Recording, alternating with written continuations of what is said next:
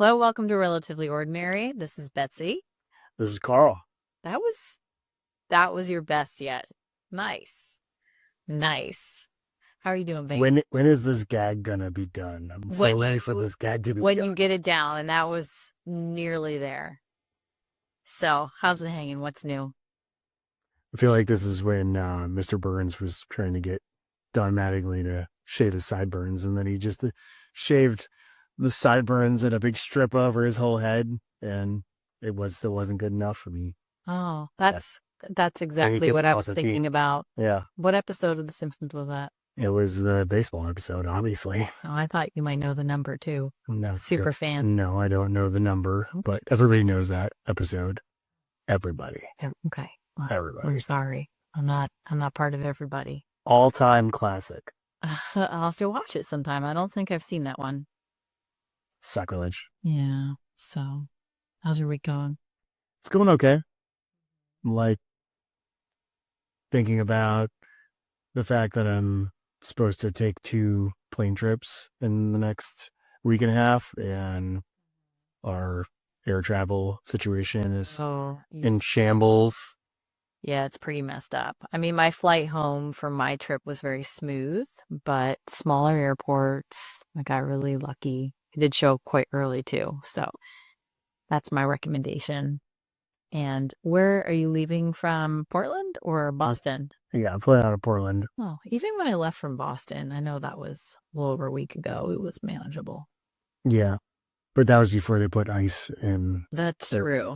But the shutdown had been going on, and TSA had been working with no pay. So it's just they're still been working amplified. with no pay. Oh, I know that. Yeah. Just quitting in droves and calling out sick, and sucks. Yeah. Lots of yuck there. Yep. More chaos from the Trump White House.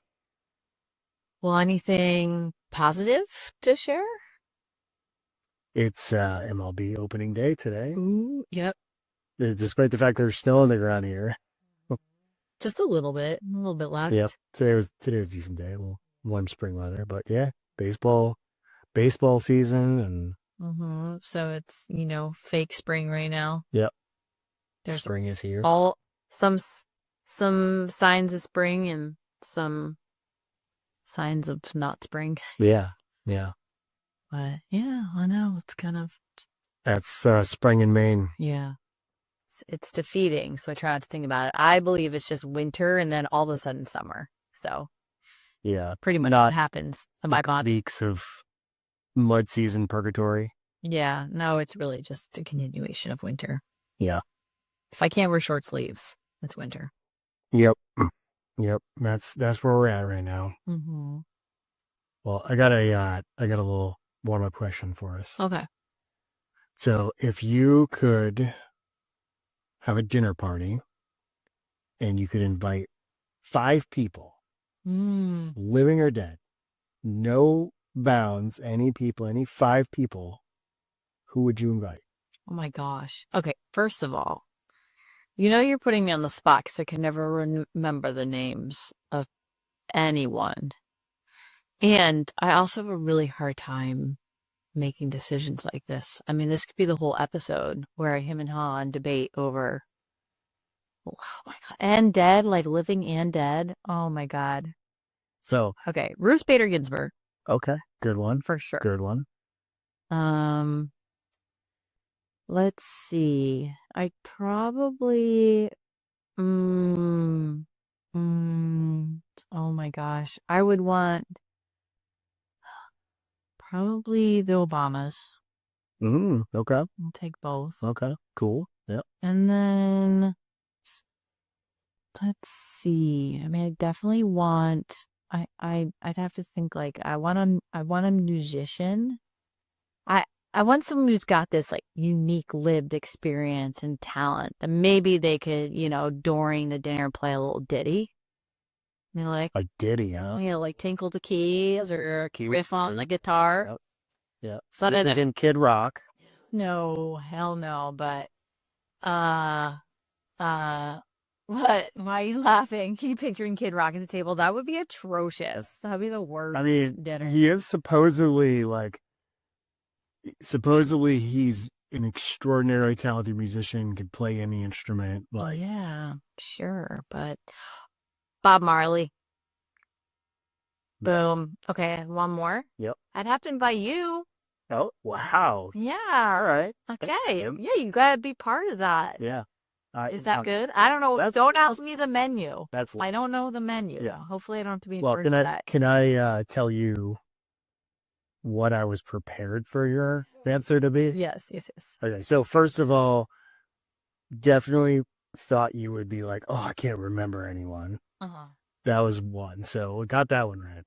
I actually thought that you would be like, oh, I don't want to cook for these people. So you didn't do that. So No, but it's mentioned. kudos to you. Yeah, you did mention the menu. My cooking. I thought you'd be like, oh God, on a Wednesday, I have to clean up. No, I'm gonna hire catering for this Yeah. shit. Okay. So yeah, I give you, you got that. More special. You got that part. I also thought that maybe you'd be like, oh my God, nobody's ever asked this question before. Where it's basically the most like cliched, I don't interview question of all time. And I reserve the right to change the answer, or more likely Sure. build my party. Sure. You can't. Sure. But that was pretty solid. Yeah, I think I would make for really dynamic, fun, unique Yeah. soiree. Yeah. Okay. Yeah. Okay. How about you? I'm anticipating some really good thoughts here. Did you think about it? Jesus. Oh, show off. And some professional baseball player. Buddha. Oh, damn you. You're going deep. You're going deep here. Bob Marley. Ah, yep. Jennifer Lawrence. Who was a prophet. Dude, you can't knack on. Shut up. No, if you're going to Jennifer Lawrence, you might as well have me bow out. Come on. Why Jennifer Lawrence? Because she's a babe, or because you think she's really talented and has interesting opinions? Yes. Shut up. All right. No, I think she's gorgeous, but she's also funny, and I think she's like, I think she's an entertaining, God. like think on your feet type of person. Will Ferrell would have to join mine then. Yeah, there you go. Right? Yeah, he could take my spot. Be so funny. Yeah, but yeah, I mean, if I had to keep it to 5, I might. Yeah. Flip you to the curb. Well, I mean, I like the only reason I was thinking I have to hold a spot for you is because like I would say and hold a spot for you. Well, I would, I'd want to come home and tell you about it, and then it would just be better if you were there and experience it. Yeah. But well, Jesus gets the first chair. Sorry. Oh no, that's fine. That's well deserved. So you can have your last supper. Plus, I don't think he eats much, Probably not. I mean, if they're dead, maybe they don't eat at all. What do we know? Yeah, I think this is where you're overly practical brain goes a little too far. Today we did an activity in class that was based on Eastern medicine, and it really requires you to think metaphorically. And I did okay, but part of it was getting the students to think about metaphors and then using metaphors and common metaphors, etc. And I knew most of them, but I thought I wasn't teaching; I was sort of a participant with a guest speaker, and I think I'm well known at this point to be a concrete thinker. So highlighters are a metaphor for highlighting. Yeah, it was hard though. I mean, I had a really hard time leaning into that. I'm very much a practical Western medicine thinker. So, but it was cool. It was really interesting. Yeah. Anyway, I'd like to hear about that sometime. I digress. Oh, you know what? I can walk you through the whole thing. Yeah. Like you can be like the patient and I analyze you and you can do the process. I like being your patient. I'm sure you do. Especially when you have a real ailment and you get free care. All right, I'm actually quite excited about today's topic. Nice. Yes. I think it'll be interesting. I think you'll have some good contributions to the discussion. I hope so. All right, I'm going to start with I'm not earning my paycheck. Yeah. 2 cents a minute. All right, so I'm going to give a little bit of background, all right? And then I'll ask you some questions, okay? Fire away. All right. So after the, back up. Rewinding. Okay. That was my real thing going Out of that, yeah. Yeah, I'm good at those. Okay. Over the past few decades, our social landscape has shifted in a pretty dramatic way. Back in 1990, there was research done. I wish I'd written it down. I forget the name of the company, but they did survey research, Anyway, they called people up and they were collecting data on the topic of friendships. And so back in 1990, it was common for people to report having large circles of close friends, often 10 or more. And so we think about close, intimate friendships and, however you define it, but that's what people reported. So they repeated that research, I believe it was in 2023, and that's no longer the norm. Instead, most adults report having just a handful of close relationships. I think the highest percentage was 3, but there wasn't this big outlier. It was like a third of people chose 10 or more. And, it was scattered, and most people were saying around 3. And growing numbers say they don't have any at all. So I think it was a threefold decrease in those having 10 or more, and up to 12% of people who were part of this research. I think it was over 2,000 people, all 50 states. They 12% reported having none, 0 close relationships. So a mix of factors seemed to be driving this. There was this research was sort of reported on and kind of pulled in different things through Harvard University. Some of the things they cited that might be impacting this are the lingering effects of the pandemic, suburban lifestyles. We've seen suburban sprawl, which can limit organic interaction, increasing focus on careers. Americans work a lot. Now we have this gig economy, so we all have our side hobbies to make money, and more time obviously spent connecting through screens rather than in person. So there's been a decline in participation in community-based groups as well. So like civic community, religious community organizations that used to foster natural connection. So the kind of important underpinning of this is that, social connection really matters. And as we see it shrink, more people are experiencing loneliness and isolation. And research shows that social rejection isn't just emotionally painful, because it can, especially if you're not experiencing it. If you're out in the world trying to make friendships and putting yourself into social situations, you get used to what might feel like a rejection, and you're like, yeah, water over the bridge. Ooh, is that a metaphor though? Yeah, water usually goes under the bridge, though. When it goes over the bridge, usually has some kind of problem. But I tried. yeah, I tried. yeah. This is a daily occurrence, folks. Okay. But it actually activates the brain's amygdala, the threat system. And so it's lighting up the same pathways as physical pain.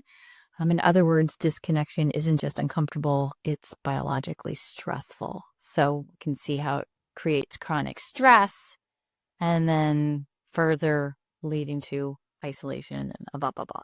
Okay, so let's start with some of the laying the groundwork, easy questions or easier questions on an individual level. So when you think about close, intimate friendships, what do you think actually defines that? The frequency of contact, emotional depth, shared history, something else? Like what, if you think about and you don't need to say a number, we're not going to judge you.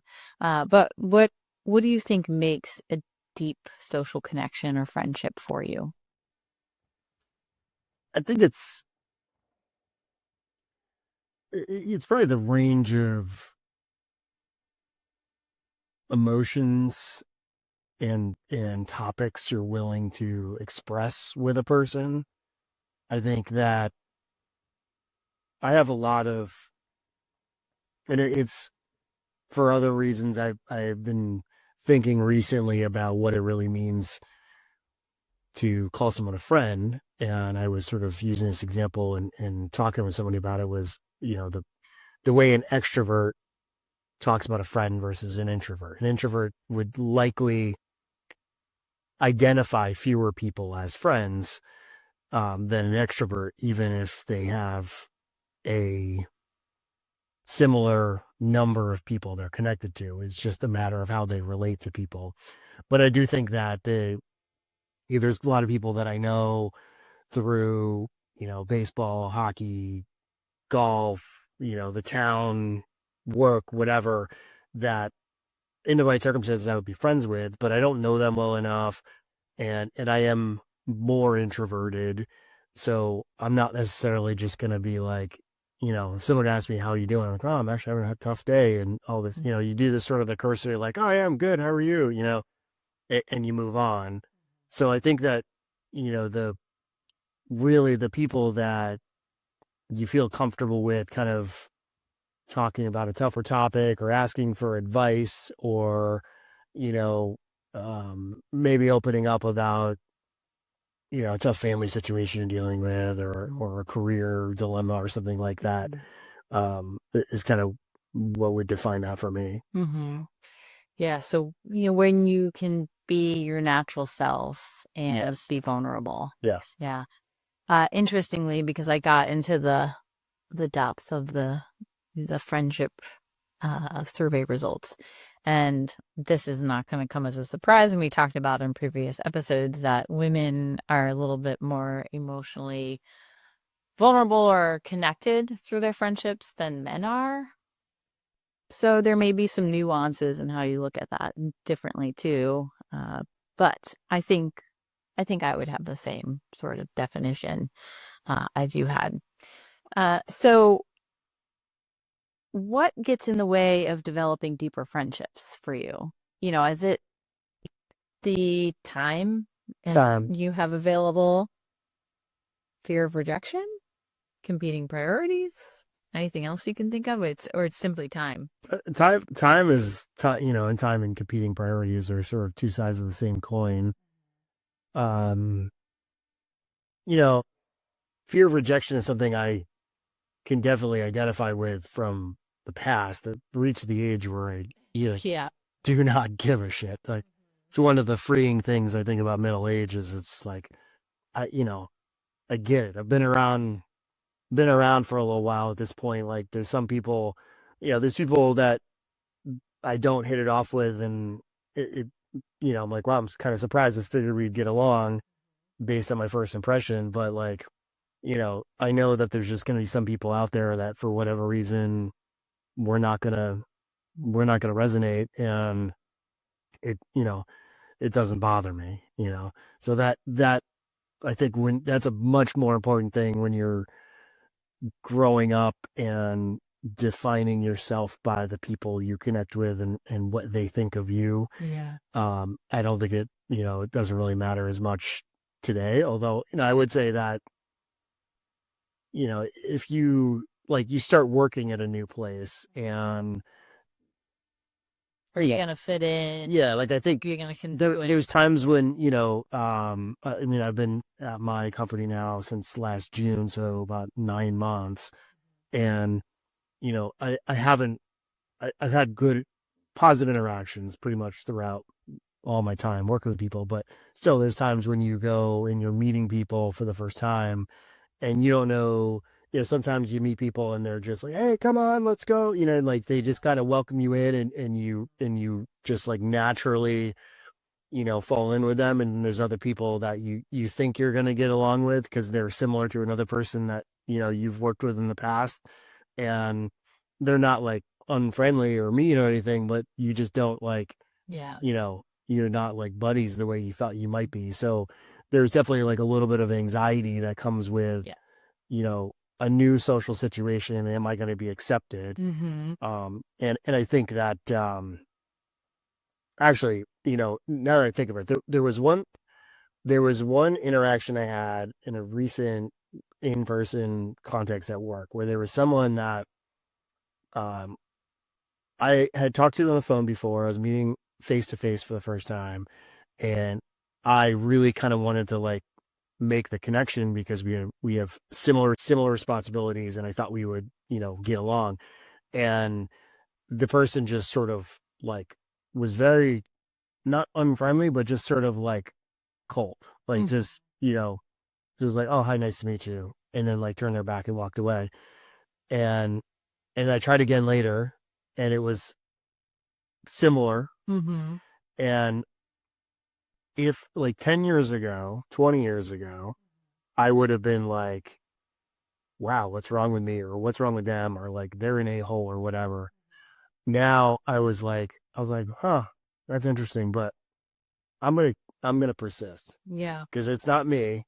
Yeah. It's it's them or some dynamic here. And I don't we don't need to be friends, but I do need to work with you Yeah. and we need to establish a rapport. And so I just kept going and I tried like flattery, I tried humor, I tried everything in my toolkit. And eventually we did end up connecting a little bit and I learned more about this person. And, again, I wouldn't call us friends, but I think that my persistence and my, you know, good natured attempts to connect built some trust. And what I think ultimately with this person was that they've been at the company for a long time. They have seen a lot of people come and go and they're like, like, yeah, I mean, Yeah. like Yeah. you're not useful to me until you prove it. It's And interesting. I was just I think persistent. that's different from friendship though, because you're looking at work Yeah. relationship, right? Okay. But at the same rate, I can see where that person maybe wasn't I don't know if it was a friendship, persistence, maybe not emotionally available yet. Yeah. And I don't mean that in a way like, oh, you're gonna wine and dine them and Well, romance them, but emotionally meaning like they have the bandwidth to seek additional friendship and see the value in that. yeah. Maybe they're And, just not open to it. I bring it up because I think that, you know, to get back to your theme, Mm. I think that we have there's a lot of talking about the male loneliness epidemic. Uh-huh. I don't think it's just males. I do think that it is acutely evident with males, but I think Mm. a lot of the like social fabric of this country is strained right now for a lot of different reasons. And my point with that story is really that I think you have to recognize at the end of the day that like these things kind of take work. I think sometimes, you know, when you're young, you're a kid, you're in school, you're on sports teams, you go to college, like if you're generally like a good person with good values and you have something interesting to say, you will find your crew, right? You'll find friends because you just put yourself out there and like sometimes it resonates, sometimes it doesn't.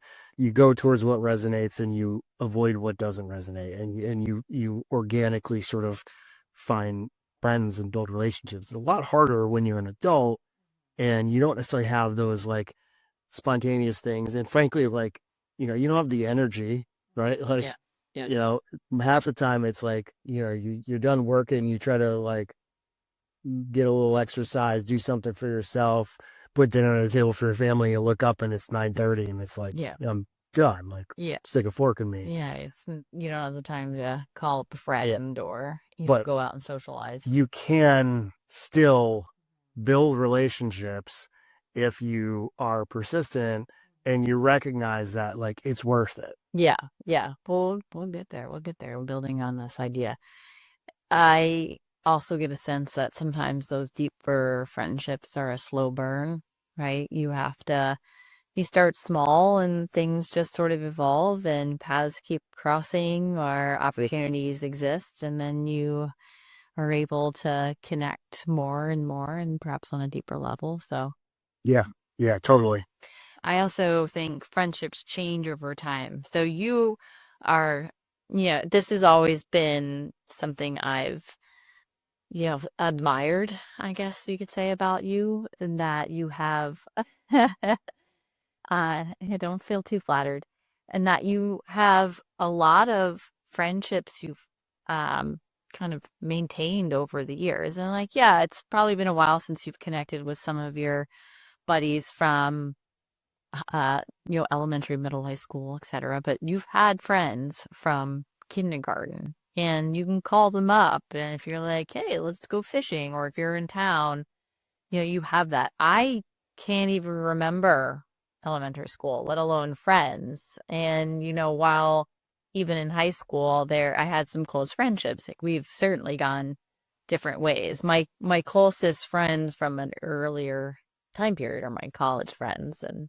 so I don't think that's everyone's experience. I think it's unique. So I don't know. Like how does that feel to you? Does that feel like those are still close relationships and they do you count that in your, close friendship count or you think about how that, has formed But who you are today? yeah, I mean, I what I think about all the time is that there's a lot of people out there that I, really love and respect and have some great times with, and I like feel guilty that I can't make more time to like keep tabs on them and and see them. I'm sure they'll So feel the same way. I bet that's reciprocated. I mean, I think Maybe most, not with you. yeah, I would say probably at least a good 50% of people are like, oh yeah, that guy, I remember him. But yeah, I mean, I think I don't know. I just think it's something with how I'm wired too.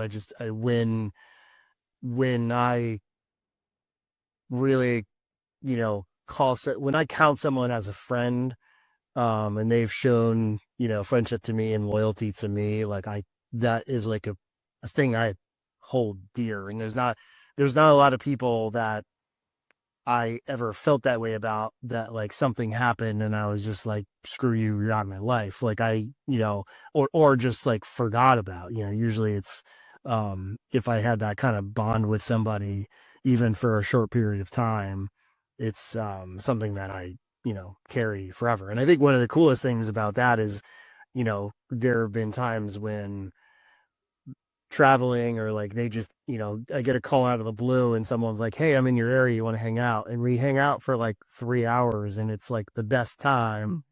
And Memorable. yeah, and then I don't see him again for 10 years. And what it would be better if, I didn't like have a job and responsibilities and I could just hang out with, good people all the time and have fun, but that's not really how life works. So I just, try to embrace those moments when they come. Well, I think that was part of my resolution, New Year's resolution, or whatever we were calling them, was to have more intention to, well, have fun, embrace hobbies, but also do it with friends because it's important. Yeah.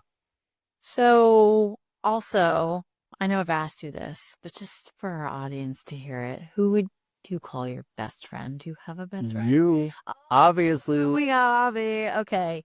So that was something that was interesting too, because the the survey was based on those outside of your family, but I would consider my sisters, my mom, and you, not the kids yet, because they don't want to be my friend, but really close friends.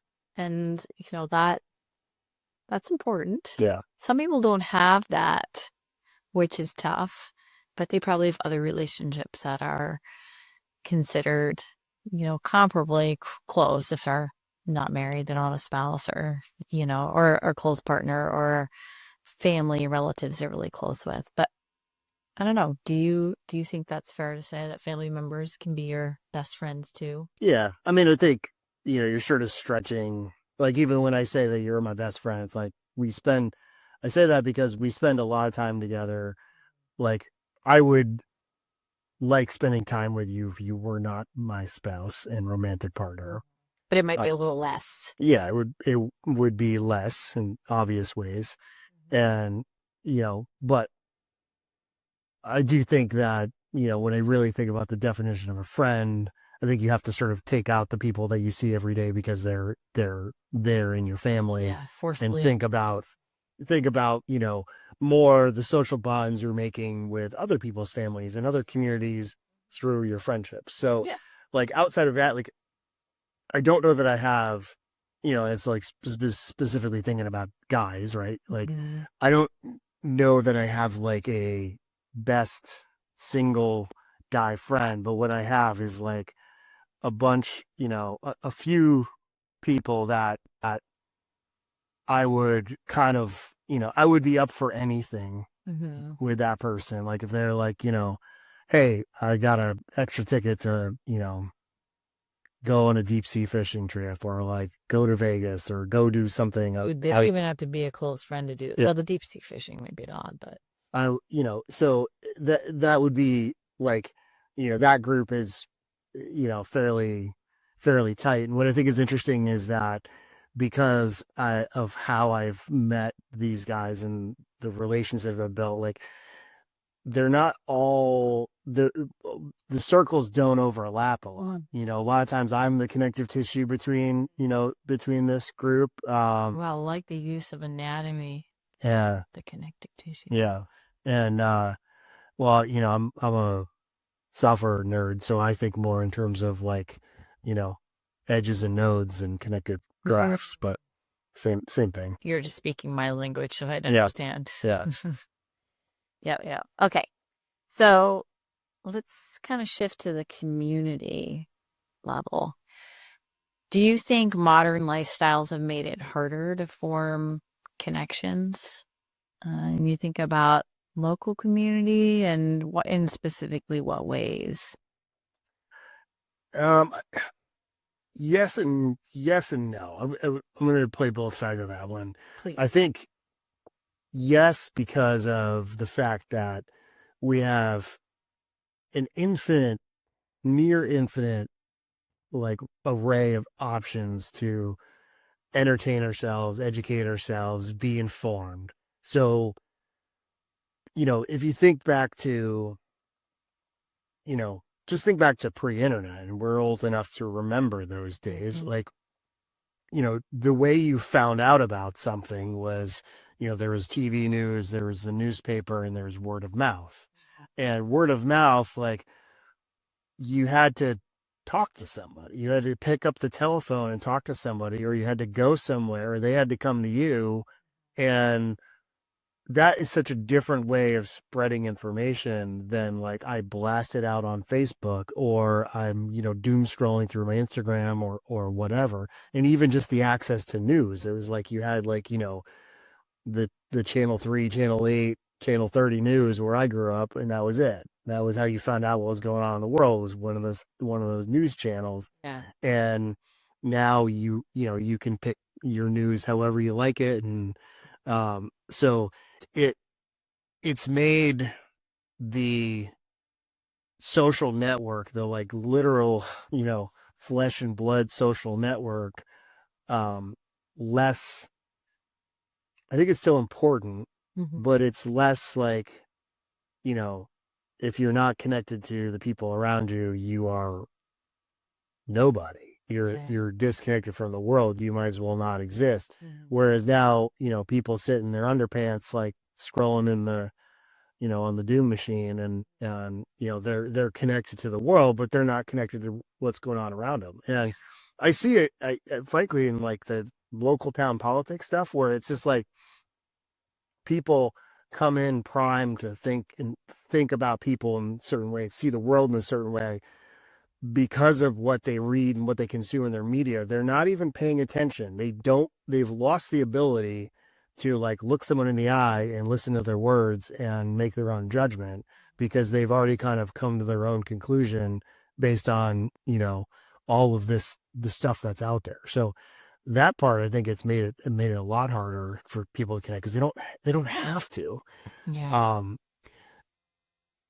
the other thing is, it's like, I think about this too, is like playing old man baseball. Like there was a time, and this is going back, really to like when our grandparents were kids, and even before that. But there was a time when like every town would have a baseball team, and it might be like the factory team, or like, just like a group. It was like the club that just, got together. And, you know, some of those ball players were really good athletes, and some of them were just like, the guy who didn't break his leg at the factory last week and could, fill in at third base. And their like families would come to the field with picnics to watch this baseball game, right? So I'm not saying that, people should drop what they're doing and come watch the over 35 Southern Men's Baseball League. Ooh, But, good plan. I mean, it's pretty good entertainment. Um, But it was a way to have people socially connected and yeah, doing something that you, was entertaining. yeah, so the same thing with like, you look at like, there's towns, around us, tiny little towns that have playhouses, and they have a community, community play, what do you call it, company, and they would put on plays for the people in town. And was it Broadway? No, but that was your entertainment because you didn't have TV. This is pre-radio. You didn't have TV, radio, and all of the amazing technology to entertain people. Like that was your entertainment. So it forced people together, right? Yeah. Um, so that's really kind of that stuff is it's changed so rapidly. Like we haven't evolved as humans to catch up with it. Um, Well, that leads to the next question. How do we evolve? What do you think communities can do to create more opportunities for meaningful connection? Or what have you observed that you think is effective? uh, I mean, Blackouts? yeah, it's really I don't know other than I just think people have to want to do it, and I do think that it'll be interesting to see. I think there will be some kind of social, trends around, put down the phone, go meet people, go do these things. Like I think every once in a while you see things, they tend to kind of come from cities, but it's not always cities where you just see something interesting. Like, I was reading about, I think I was telling you, like saunas are now a trendy thing. And there's like these like, you know, clubs and like pop up sauna things in like Seattle and New York and San Francisco, and you know it's getting a lot of buzz because people are coming together for these like community saunas, and Sweating together. yeah, and that's a thing that they do in the Nordic countries. It's and it's also very popular in like Germany to do these kind of poet baths and saunas, and um, I think that people will recognize and sort of crave some of these social connections that have been eroding and we've been missing, in the same way that we like exercise and sleep, and you Yeah. think about, Well, all those things can coexist, which is ideal, right? yeah, you mentioned some of the health connections, and that's a really interesting thing because we have with the rise of like fitness trackers and biometrics and all this stuff, and we have people now choosing to prioritize their sleep, and maybe like foregoing alcohol, and getting more exercise and all of that. I don't think people are necessarily there yet in making the connections between being having good healthy social engagement and the physical health, but as they start to make some of those connections, maybe that's something that drives it. But at the end of the day, I don't know. You know, we are wired to connect socially. I mean, as humans, like that is part of our DNA, and I think that we people are going to maybe become more conscious in the resistance to being correct with technology. Well, and if I remind you here, it wasn't necessarily technology that was impacting you maintaining friendships or exploring new friendships. It was time. So, how do we manage that if that's the biggest barrier? With technology. Oh, wow. Yeah. Well, Well, you know, um, I am I'm a technologist. What can I say? So of course I think of technology solutions for this.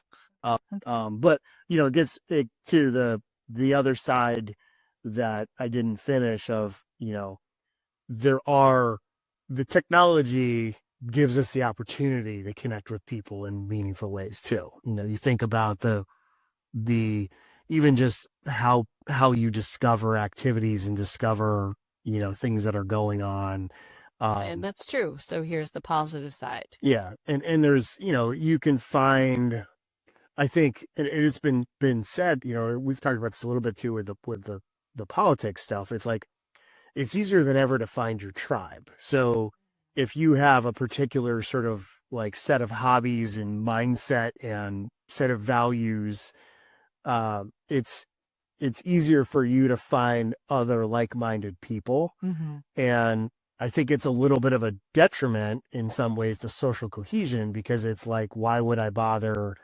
banging my head against the wall trying to build a relationship with these people that I don't really like and I don't see anything in common with, when I could just, drive down the street and hang out with the people who, like sushi and rock climbing and punk music like me.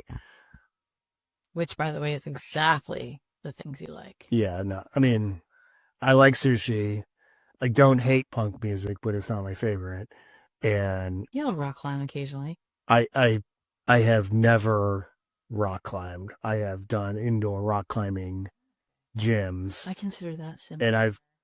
I like scrambling up boulders on a hike up Katahdin or something, but I've never like Oh, belayed, oh. county rock. So Thank you for clarifying all that. yeah, it was a hypothetical example that once again your pragmatic brain had. I'm fine. I'm just teasing you. I'm teasing you. Okay. Let's kind of flip to this national level. So, if current trends continue, so we see an increase in people having no close friends, because 12% is pretty high, and the shift to having fewer close relationships, and also knowing like as we age, we start to lose those close relationships. And, hopefully they're being replaced, but that's not always easy to do. But what might friendship look like for the next generation? Like our kids. Yeah. Or our kids' kids. Or our kids' kids' kids. I think our kids have our kids have great friends. Yeah, they do. They've built great friendships, and they're we live in a great community. They've been, they've gone to school, the same school system the entire time, That was intentional. which is I good. really Yeah. wanted that for Yeah. them. And they're involved in sports and activities and things like that. So, I think actually that this is something that's interesting is, and I was thinking when you were talking about what the study said about friendships in the 90s, and um I think about the kind of friendships that I saw our parents' generation have. Yeah. Yeah, And my parents were involved in a lot of community things. They golfed, they were part of country club. My mom was a Sunday school teacher. We went to church every weekend. There was always community events going on related to for kids, right? yeah, Between school stuff, and my dad was a coach for softball and soccer, and it was, yeah, I mean they were involved with a lot of things and a lot of close friendships. And I don't know, I think those kind of things have lessened for a lot of people. yes, I think so. And I think part of it is that, as we've gotten further and further away from, you connect with the people in your community because, this is going to sound dismissive and it's not meant to, but there's nothing better to do. Mm-hmm.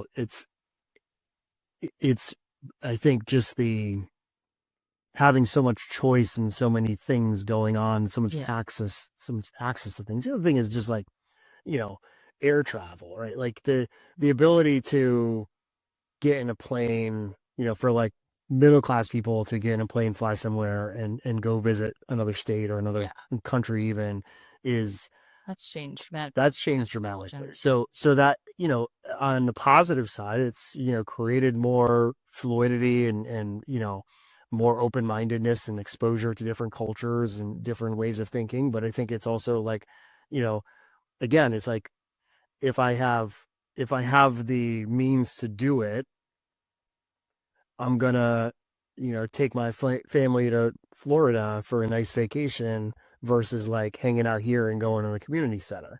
And that's a very like privileged thing, but it, it makes a material difference in those connections. But like to go back to like thinking about our parents' generation, my parents and my grandparents, I felt that I saw a lot more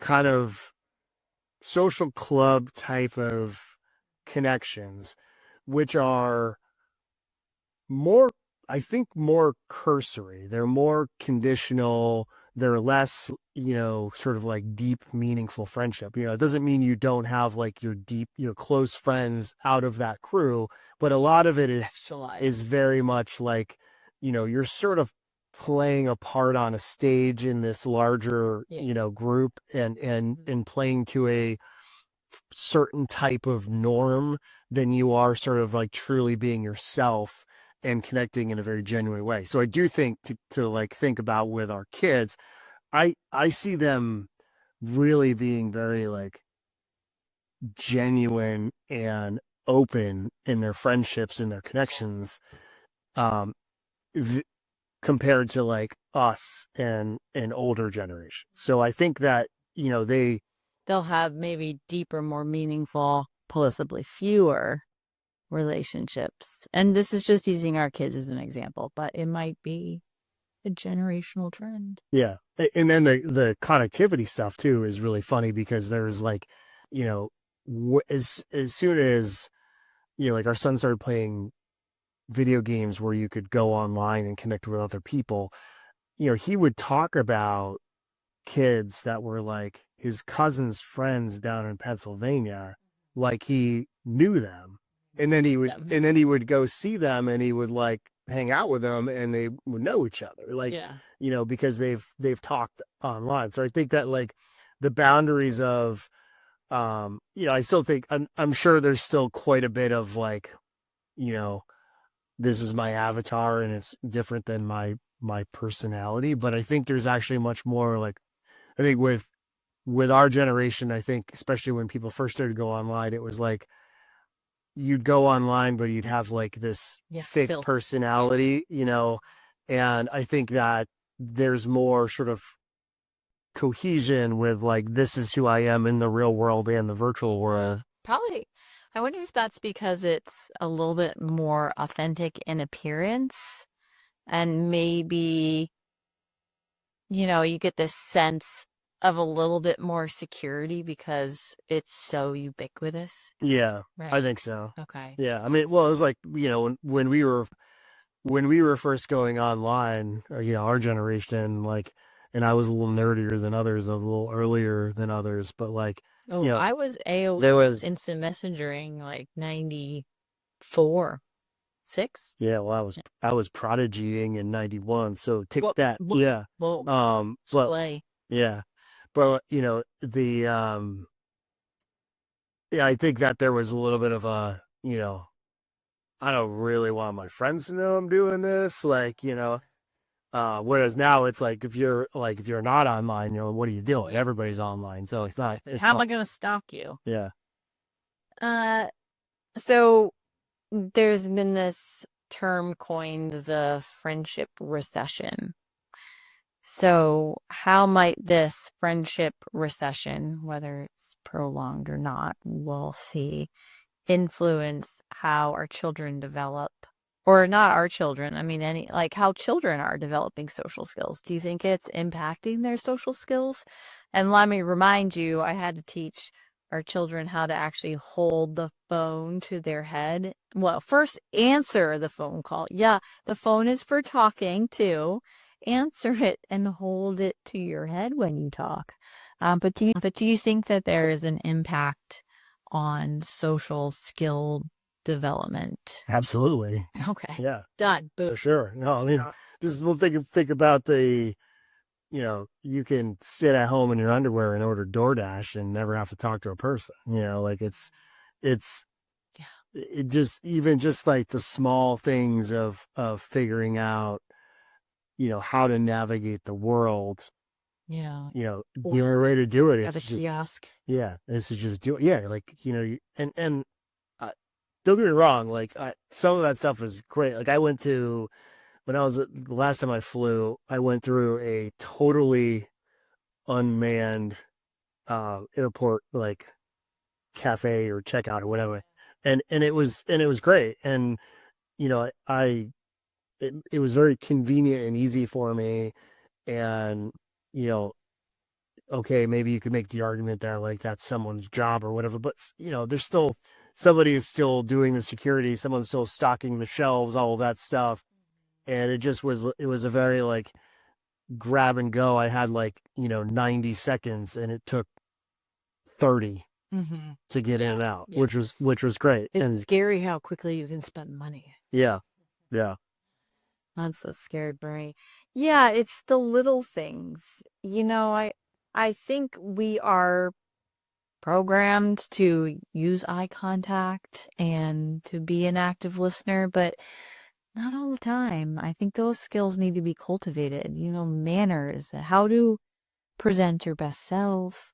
And when it becomes really important is when you're trying to create a deep, meaningful relationship, or when you're looking to get that promotion at work, or when you're meeting someone for the first time and how that can influence quite a lot. I don't I don't know how those skills are being learned and if they care. I don't know. Just my thoughts. Uh Well, some level of social friction is totally necessary yeah. for a functioning society. Yeah. Well, and so that kind of brings me to my closing question or thought here is, do you think this, trend to have less or fewer close relationships, or none at all, is a public health priority? Um, I'm hesitant to say yes. And this is, based on, survey data. Yeah, but I'm hesitant to say yes because that implies that, there's some, like, think tank or government organization or, nonprofit or something that has to, like, come up with a solution, and we're going to have, like, the equivalent of, like, the food pyramid for social interactions. And, you know yeah, it's like, I think, and I don't think that all of that stuff is bad, but I do think that, especially given the clown show we have in Washington right now, like, you know I don't think there's a lot of appetite in society for those, like, sort of, top down kind of, like, Yeah. this is the way to do it, things. I do think that, organically, people, and again, I think if you start to get people to connect that, first, this is integral to human health. So, you want to, like, count your calories and, your sleep tracker and exercise, add, you know, making connections socially to that. And find a way to, you want to find a way to gamify and track it, and, see the impact of your health and knock yourself out. Or That's great, right? But it's little things like eating lunch with a coworker rather Yeah. than, Yes. usually what I do, which is squirrel away and catch up on work. Yeah. And, scheduling time to chat with your, best college friend who you haven't spoken to in a couple months. And maybe, planning a little celebration for your birthday and getting your best buds together. That's the thing that sometimes life can just be so busy and we prioritize others and we forget that that is really filling our cup, and it's giving us an opportunity when we really need those connections to embrace them at times when you need more support Yeah. or comfort Yeah. or just to vent. It's also stop and talk to your neighbor. Stop and, Yeah. check in on someone who you don't know very well, but, you see all the time. And, and that's the hardest stuff to do because, it can be, you're putting yourself out there, Yeah. and you may not feel like you have the time, the energy to do it. but a lot of times you come away from those interactions, feeling like, okay, like, I learned something about a person, or maybe, they expressed some support for me that I wasn't expecting out of them. And, Mm-hmm. I think those things, small things, add up to create a healthier human and Yeah. healthier society. Mm-hmm. Yeah, that's true. All right. So, what are you still chewing on? So I'm still chewing on the fact that I was going to give three things. Um, and I got one of them out, and then, I cut you off. well, you said something, and then I don't know where I was going with Three it, but things about what? Now I'm scratching my head. yeah. You're scratching your beard. I'm scratching my head. Well, I said that, people connecting health to Oh, yeah, yeah, yes. healthy relationships. Oh, and then you got to gamifying and The second thing is, which I think I kind of just said with the neighbors, is that recognizing that building relationships and building friendships, it takes work, and it takes investment, putting yourself consistency out there. Mm-hmm. Um, and then I think, the third thing is that we just have to, and again, it takes work, but recognizing that building the awareness and the mindfulness to see the world as it is versus how others are trying to paint that picture for you, Mm. which is a very difficult thing to do when your brain is fried from all of the things that are going on in the world. Yeah. But, I think it's walking into a room and, taking a deep breath and seeing things as they are versus how you want to try to label them Mm-hmm. in a prejudgment is incredibly important. Okay. And, that's something the Buddha would tell you about if you had dinner with him. Okay. Hmm. Yeah. You read up on Buddha. All right. So, what do you think is relatively ordinary? I suspect that even though the pace, the accelerating pace of technology in our lives is unprecedented. I think I don't think that's a controversial statement. I think that this is like, Yeah. we're living in That. unprecedented times, a watershed moment in human history. Especially if we look at the pattern over the past 25 years, Yeah. 35 years. Yeah. Yeah. I mean, well, where do you want to, like, Where do we want to begin? yeah, you can't really, you have to go back a long Well, ways before you, like, when this research was early 90s, like that is when we started seeing the tech boom. yeah. And, here we are, Yeah. 35 years later, 36 years But later.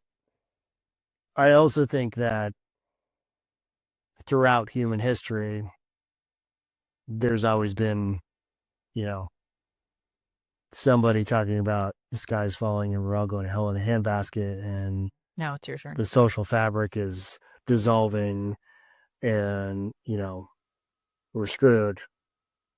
I think, like I said before about us destroying the planet, like, stop being so arrogant to think that your generation are the ones that are going to screw up human history. I mean, It is cumulative effect. yeah, like, this is, it's a drop in the bucket, and, we will survive and adapt just as we always do as a species.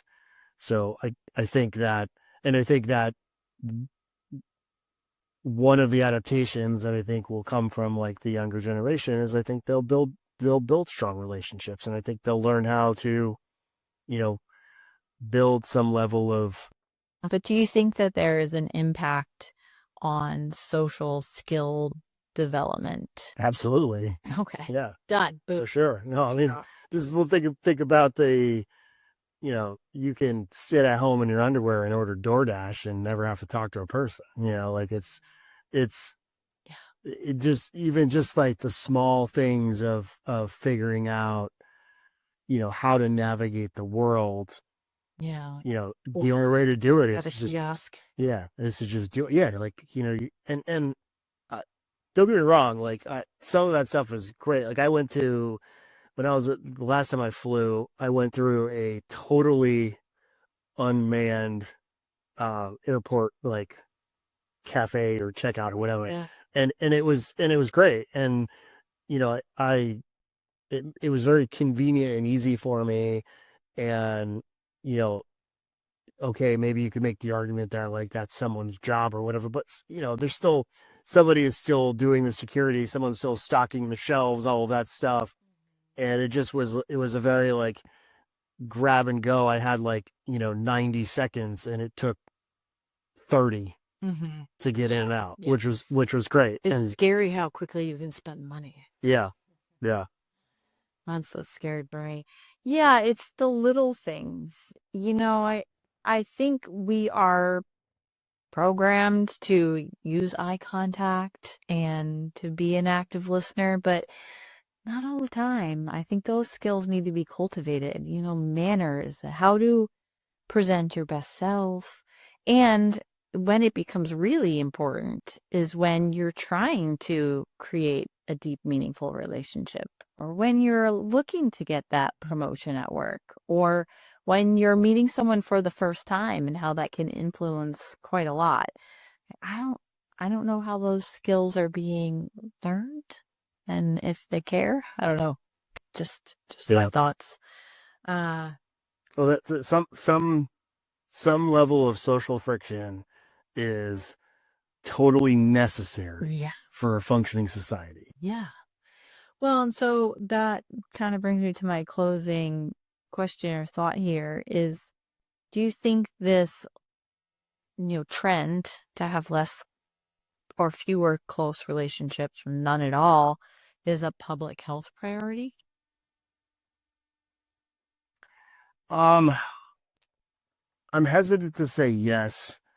And this is, based on, survey data. Yeah, Mm. but I'm hesitant to say yes because that implies that, there's some, like, think tank or government organization or, nonprofit or something that has to, like, come up with a solution, and we're going to have, like, the equivalent of, like, the food pyramid for social interactions.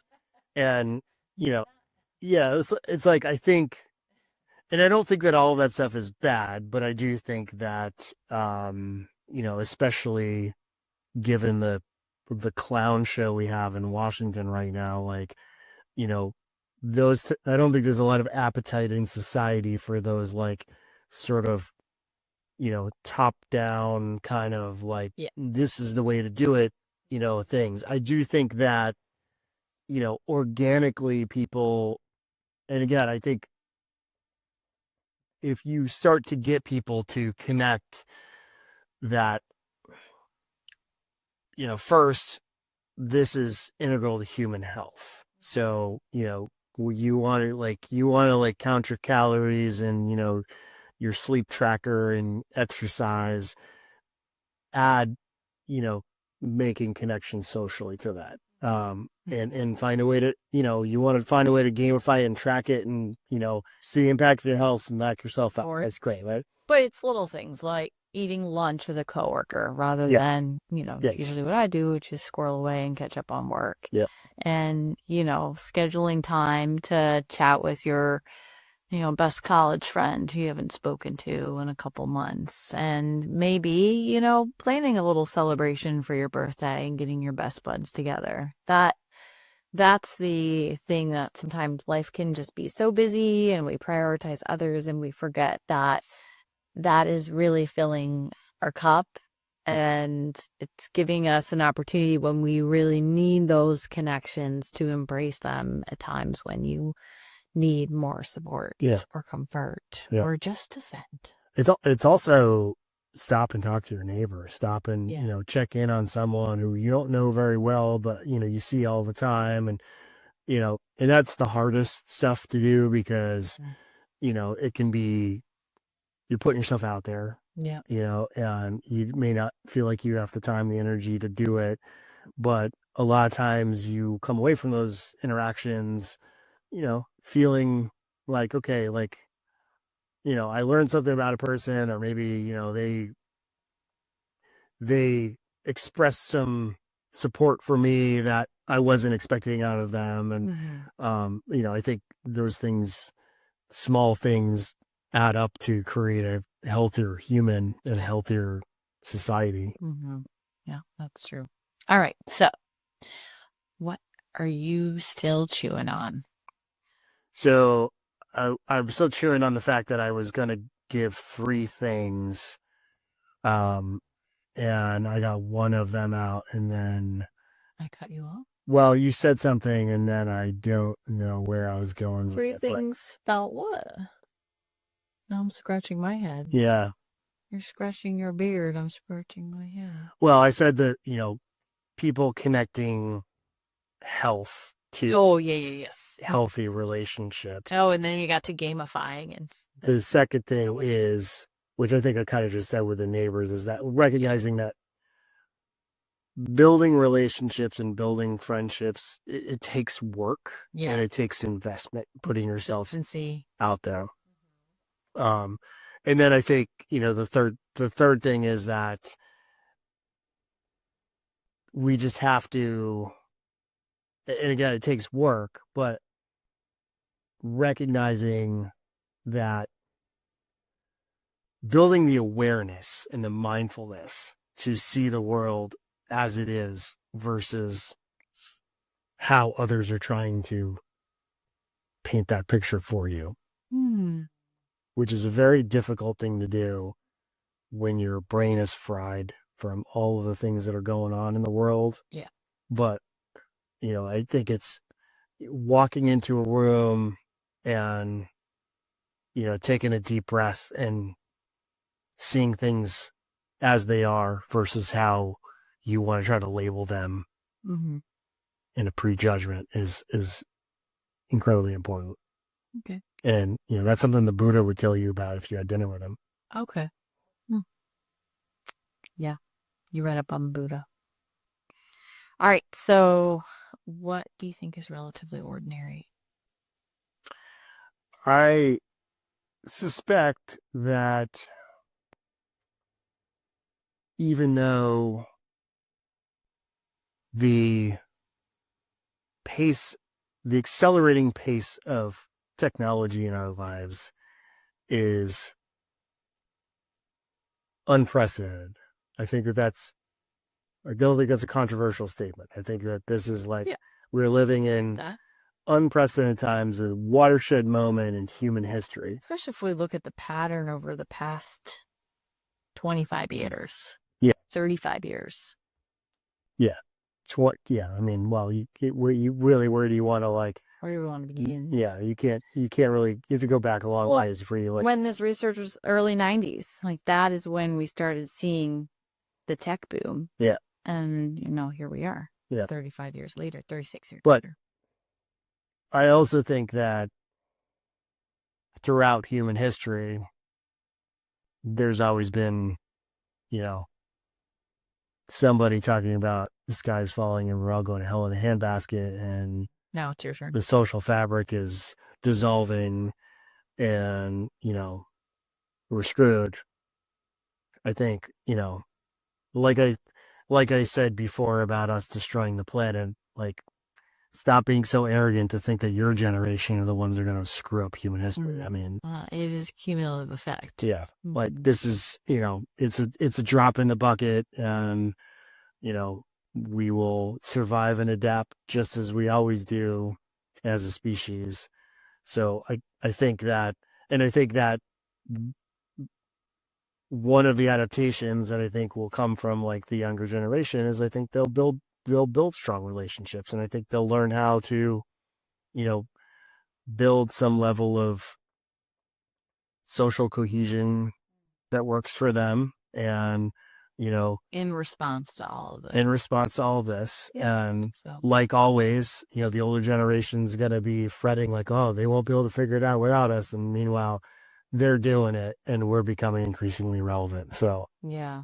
Well, I would also say that for those 12% that were polled saying they have no close relationships, it doesn't mean you can't.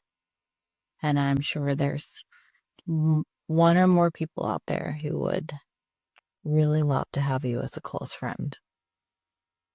yeah, Yeah, just want to end on that. So, well, thanks. This was a good conversation. yeah, I hope you enjoyed it. it was good. All right. Thank you, listeners. Do you want to remind them of how they can reach out with questions? Yeah, reach out. Email us. At You don't know the email address? relativelyordinary@gmail.com. Oh, you do. Relativelyordinary@gmail.com. Also, you should subscribe. Ooh, how did they do that? Subscribe to our podcast on Spotify or YouTube or wherever you listen to your favorite podcast, Relatively Ordinary. On the sun. And they can also follow us on social media. Indeed. Instagram. Yep. At Relatively oh. _ordinary. Nice. On the gram. Yep. On the gram. All right. All right. I'll get it down one day. One day. And then I'll forget the next. Yep. All right. We are over and out.